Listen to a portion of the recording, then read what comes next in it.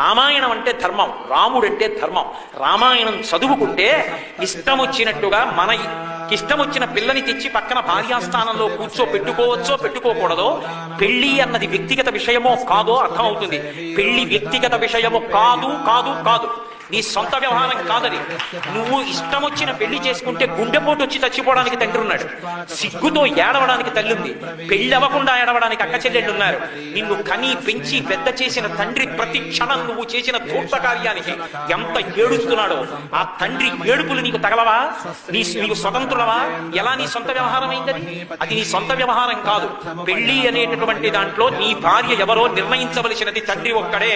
రామాయణం యొక్క తీర్పు, రామచంద్రమూర్తి యొక్క నడవడి, ఇది మనకు ఆదర్శం. ఎవడు కథ రచన చేసినా, ఎవడు చలనచిత్రం చూపించినా, ఎవడు టీవీలో సీరియల్ చూపించినా దీనికి కట్టుబడి చూపిస్తేనే ధర్మం నిలబడుతుంది. చేతిలో కలం ఉందని, చూసేవాడు తేరగా దొరికాడని ఇష్టం వచ్చినట్టు చూపించడం మొదలు పెడితే అది ఉగ్రవాద చర్యల కన్నా భయంకరమైన చర్య. దాని వలన ధర్మము లుప్తమైపోతుంది, యువతీ యువకులు పాడైపోతారు. శ్రీరామాయణం ధర్మానికి పట్టాభిషేకం చేస్తుంది. ఎలా పెళ్లి చేసుకోవాలో, ఎవరిని భార్యాస్థానంలో కూర్చోబెట్టుకోవాలో చూపిస్తుంది. కుశనాభోపాఖ్యానంలో ఆడపిల్లలు తండ్రిని గౌరవించారు. ఇక్కడ రామచంద్ర ప్రభు అంత గౌరవించాడు, సీతమ్మ తండ్రిని అంత గౌరవించింది, ఊర్మిళ అంత గౌరవించింది, మాండవి గౌరవించింది, శివకీర్తి గౌరవించింది. అందుకే ఇప్పటికీ వాళ్ళు చిరస్మరణీయులై మనందరి జీవితాలకి ఆదర్శప్రాయులై ఉన్నారు.